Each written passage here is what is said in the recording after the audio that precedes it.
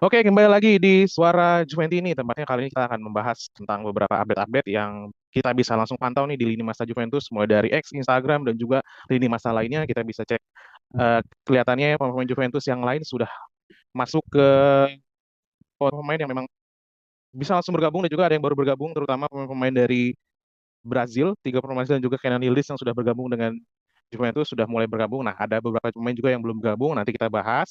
Dan juga ada apakah Juventus akan melakukan formasi baru atau tetap menetapkan formasi seperti melawan Nuremberg. Dan juga nanti akan beberapa tambahan sedikit dari pembicara De Gregorio yang sudah diperkenalkan ataupun di announcement oleh manajemen Juventus. Oke, kali ini soal Juventus ini lewat sub acaranya itu Vincere News bersama gue Bio dan juga tentunya ada beberapa narasumber yang ada langsung di sini yang sudah tidak asing buat teman-teman yang sudah subscribe ataupun yang belum subscribe yang suka menonton Suara Juventus ini. Nah, ada dua teman gue nih kali ini ada suhu-suhu Juventini senior yang dimana ada dua orang figur yang sangat menarik dari Juventini Indonesia. Yang pertama dengan siapa Mas yang backgroundnya Juventus Stadium nih? Boleh Halo, perkenalkan? teman-teman Juventini, balik lagi sama gue Andar Sofyan, Juventini Singapura. Juventus Singapura. Ya sebelahnya udah nggak salah nih di lini Twitter nih andalannya lini Twitter nih kalau Mas yang satu ini dengan Mas siapa Mas? Halo, Assalamualaikum. Gue Pondra, Waalaikumsalam warahmatullahi wabarakatuh. Juventini dari San Marino. San Marino jauh ya. Itu sebelahnya Itali tuh. Oh karena pemain itu banyak pemain orang nama-nama Itali ya. Ya, Kalau San pemain Marino tuh. pemain bolanya non profesional itu, Ya, kebanyakan tukang bangunan. banker, tukang bangunan, supir taksi pun ada di San Marino. Oke, kali ini kita yang pertama akan membahas tentang beberapa pemain Juventus yang sudah mulai berlatih di Continasa. Ada Rio Brazil kita sudah kembali, ada Bremer, ada Danilo, dan juga ada Kenan Yildiz yang digadang-gadang akan menjadi pemain next number 10-nya Juventus. Tapi menurut berita di luaran, nomor 10 Juventus ini di Juventus Store atau dari Store belum ada nih, belum dicetak dan belum boleh dibeli tampaknya rumor-rumornya. Nah, kita bahas saat ini gimana tanggapannya Mas Ander tentang pemain-pemain yang kembali ini, apakah bisa menaikkan semangat kita untuk melangkah di musim yang baru ataupun ya memang masih menunggu full team dan juga menunggu beberapa pemain-pemain yang memang seperti Federico Chiesa atau Ngeldis kembali bergabung. Iya, em, ya intinya sih buat pemain-pemain yang baru baru pulang dari liburan ini ya, ini sampai tanggal 17 Agustus atau game pertamanya Juventus bakal jadi 2 minggu paling padatnya mereka dalam 3 tahun terakhir ya. Kalau kita Iya. lihat, kalau mereka udah nonton bocoran-bocoran teman-temannya berlatih di beberapa minggu di bulan Juli kan tuh kelihatan tuh teaser-teasernya kita udah lihat para pemain tuh yang fisiknya kelelahan, yang nggak ada lagi foto-foto tersenyum seperti zaman Allegri, semuanya tuh foto muka merah, eh, Iya betul. kehausan, mau pingsan dan lain-lain.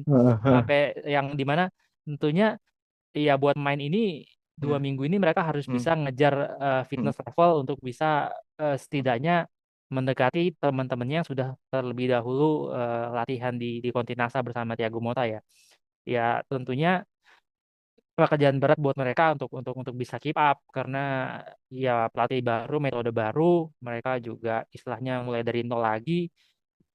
Ya, menurut saya sih nggak akan banyak ini ya, nggak akan banyak apa ya, tidak akan banyak begitu banyak boost buat tim khususnya di pertandingan-pertandingan uji coba sebelum liga karena Hmm. ya masih terlalu jauh lah gapnya dari mereka mulai dari latihan sampai nanti ada beberapa pertandingan yang 3 pertandingan ke depan sebelum sebelum seri A dimulai. Itu sih, Mas Bio. Gitu.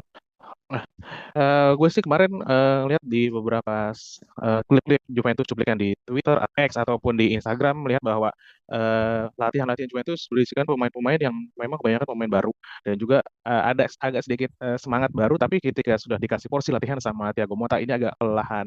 Lihat kemarin Matthias Sule, Hans Hmm, Nicolosi Caviglia sampai sampai ditenangin langsung sama Motanya ada betul, pendekatan betul, khusus gitu sama betul. Thiago Motta. Bagaimana dia bisa mengaplikasikan strategi dan juga kebiasaan-kebiasaan barunya di Juventus gitu yang mana kemarin kan sama Allegri mungkin cara mainnya pun beda pendekatan Ya. secara pelatih secara gamenya juga beda. Nah ini kan kelihatan banget kalau si Thiago Mhm. Motta ingin merasakan sesuatu yang baru.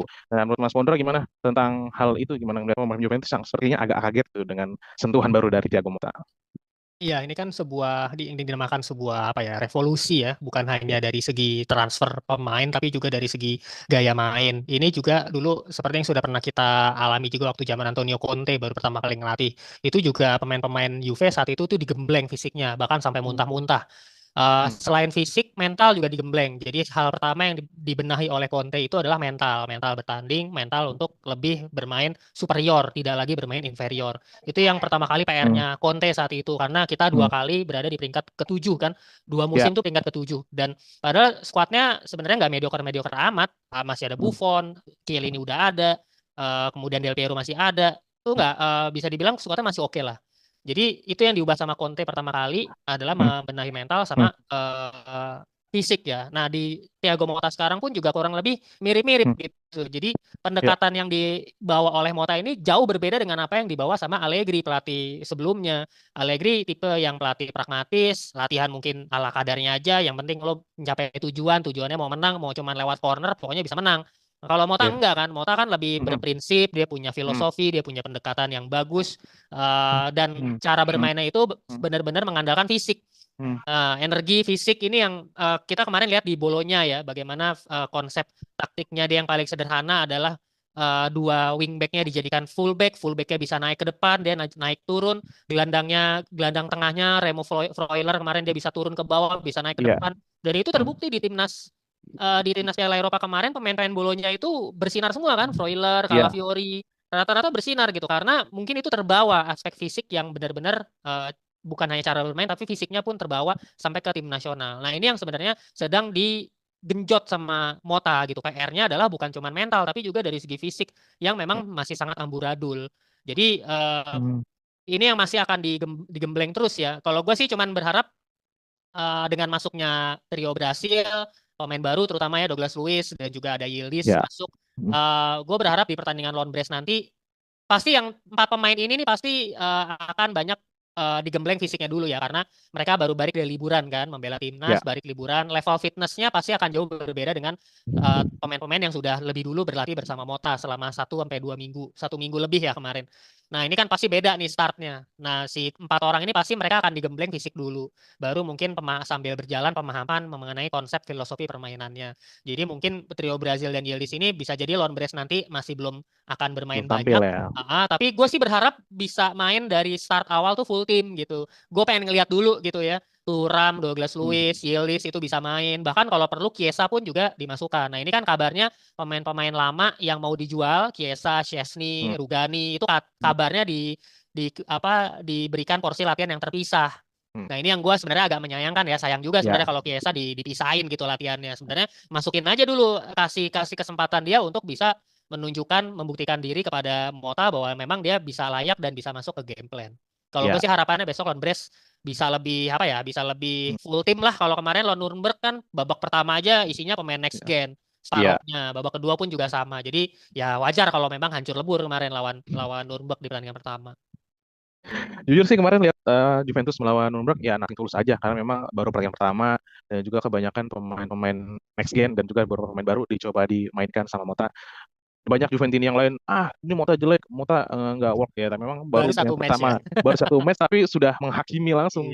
Ada yang bilang Motta karena dia Inter dulunya, bekas Inter jadi nggak sepenuh hati ngelatih Juventus. Tapi Juventini yang lain juga banyak memberikan advice kepada si Motta. Ya memang ini baru match pertama dan juga banyak pemain-pemain baru dicoba. Ya Juventini mungkin harus sabar dulu aja, mungkin di next berikut mungkin lawan Brest ada sesuatu penyesuaian, karena memang Motta kemarin di match conference-nya juga bilang ini saya juga bertanggung jawab atas kekalahan ini, tapi memang ini baru match pertama, saya juga baru coba-coba dan memang mungkin ada perbaikan melawan Brest. Lawan Brest kalau nggak salah jam 2 dini hari, Minggu Tanggal 3 ya.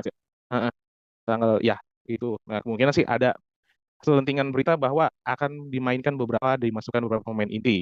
Menurut Mas Pondra nih, bagaimana? Apakah Juventus akan mengganti sistemnya atau formasi sama seperti kemarin, atau memainkan pemain utama langsung dari menit pertama, atau bagaimana menurut Mas Pondra? Menurut gue sih tetap akan tetap sama ya, karena yang harus dilakukan oleh Motta adalah ya mematangkan formasinya dulu gitu. Cara memasukkan konsep bermainnya dia ke setiap pemain ini kan yang susah ya. Jadi mereka harus bisa membangun timnya itu berawal dari peningkatan aspek fisiknya ditambah terus supaya bisa menerapkan cara bermainnya si Motta ini yang tipenya high pressing, bolanya man to man, cara menjaganya, kemudian cara menyerangnya pun juga build up dari bawah, dari kiper, back, dan itu yang tadi udah gue sempat bilang ya, wing back dijadiin back tengah naik ke depan. Nah ini konsep yang benar-benar sangat baru di Juventus, dan makanya Gatti itu sempat ada isu mau dijadikan back Ya. kanan kan. Kemudian Savona itu mau dinaikkan. Nah ini gue juga sebenarnya berharap tuh pemain-pemain muda kayak Savona, Rohi, dan juga Azic kan juga masuk, bisa masuk ke line up inti. Ini yang gue harapkan sebenarnya besok lawan Brest. Bagaimana, apakah kita kan sudah gagal ya mendapatkan Calafiori. Todibo Ya. nih masih apa namanya, belum pasti. Nah, yang sementara dilakukan itu adalah dengan back yang ada. Kalau di Bolonya dulu Mota menjadikan Calafiori yang tadinya full back atau back kiri dijadikan back tengah. Back kiri. Jadi dia bisa naik ke depan. Nah, sekarang dibalik kondisinya. Back tengahnya ini yang dijadikan full back gitu. Makanya Gatti yang tadinya back tengah lagi mau coba dijadikan back kanan. Sehingga apa? Sehingga ketika di pertandingan yang sebenarnya itu masuk, Gatti bisa tukeran posisi gitu. Dia bisa di center back yang bisa naik ke depan. Jadi itu yang lagi di drill kayaknya ya. Savona juga dia di next gen tipenya back kanan full back gitu. Jadi dia juga bisa bermain di back tengah. Nah, ini yang rumornya katanya mau dijadikan the next Calafiori-nya si Mota gitu. Nah, gue sih sangat berharap kalau emang Savona benar-benar punya kemampuan itu, dan gue berharap banget bisa masuk ke tim inti. Jadi menurut gue nggak akan jauh berbeda dengan match lawan Nuremberg kemarin, tapi yang lebih gua harapkan adalah pemain intinya harusnya lebih banyak porsinya untuk bermain. Jadi kalau bisa dari awal ya sudah mencoba memainkan Vlahovic, Yildiz mungkin masih belum, tapi back tengahnya untuk back masih bisa lah, Bremer, Gatti udah bisa dicoba dari awal ya, dari babak pertama. Thuram, Locatelli, siapa lagi ya? Mungkin Aziz juga bisa dicoba dipasang dari awal. Jadi menurut gua lebih berharap pemain-pemain ini yang kemarin main di babak kedua tuh bisa main dari awal gitu.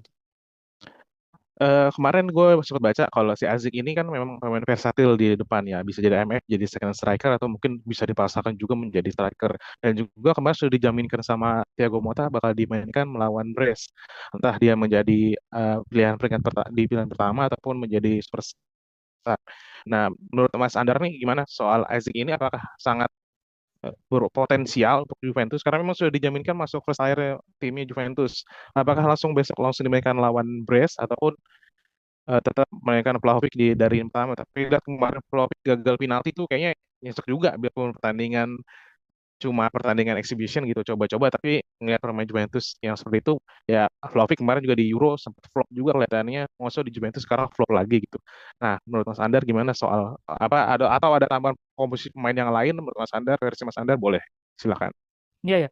Kalau buat saya sih harusnya pertandingan uji coba ini nggak akan banyak perubahan ya, karena yang dikejar dari pertandingan uji coba ini kan bukan cari kemenangan. Bahkan menurut saya secara taktik juga Mota nggak banyak terlalu bermain dulu di match ini. Jadi pertandingan uji coba yang cuma 3 pertandingan ini atau 3,5 lah sama si Villar Perosa ala-ala itu Iya. cuma ngejar match fitness aja. Karena intinya kan sebenarnya balik lagi peningkatan fitness level pemain ya. Rasanya untuk taktik itu baru belakangan, kayak soal Azik ya, most likely dengan cederanya Miretti yang akan absen sampai bulan depan, tentu ini kesempatannya Azik untuk mencuri kesempatan ya, memberikan dia banyak kesempatan lebih sebagai pengganti Miretti, karena Juventus nggak punya cadangan lain gitu. Kita pemainnya harus belum dapat, berarti di posisi itu kan cuma ada pilihannya emang cuma Azik mungkin, atau ya nggak ada lagi rasanya yang lain di posisi yang di belakang striker itu gitu. Iya. Jadi memang dia jadi tambah penting posisinya di first teamnya Juventus.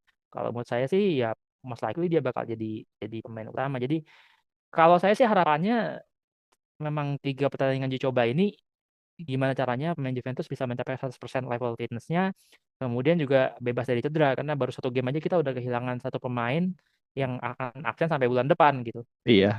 PR banget gitu. Jadi ya nggak perlu menang, yang penting dapat fitness level, bebas dari cedera, itu aja sih. Kalau saya sih harapannya menang tapi terus kita kehilangan pemain ya buat apa juga, malah liganya jadi berantakan. Iya, Gitu. karena memang persiapannya memang hanya untuk Iya, pertandingan kompetisi yang memang benar kita akan jalani gitu ya, iya pertandingan betul. yang memang inti dari liga Iya atau betul. Copa ataupun UCL, bukan pertandingan yang Iya. eksibisi seperti ini, Mas. Iya, ini kan cuma ya memang ya balik lagi memang meningkatkan dan mencari fitness level aja sih. Kalau buat saya, jadi ya hasil itu urusan belakangan, yang penting pemain semua dapat kesempatan main. Makanya nggak aneh ketika dua tim dimainkan di 45 menit, 40 menit, dua tim yang berbeda ya memang karena tujuannya ya nyari feel di lapangannya gitu. Setelah beberapa lama mereka cuma latihan di ini ya di training center gitu, Iya, akhirnya ngerasain di stadion bermain gitu kan. langsung away lagi Mas ya.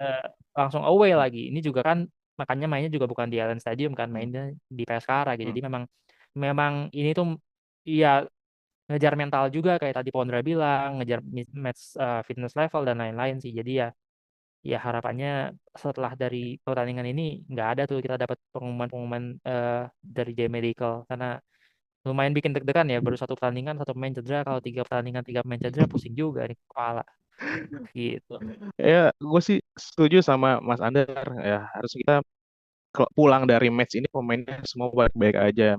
Masuk J Medical langsung sibuk juga kayak Iya, Gintoli kan nggak mungkin lah ya. betul betul. Masuk J Medical kebanyakan datang pemain-pemain baru yang atau pemain lama yang Iya, langsung sakit langsung cedera gitu ya nggak mungkin juga.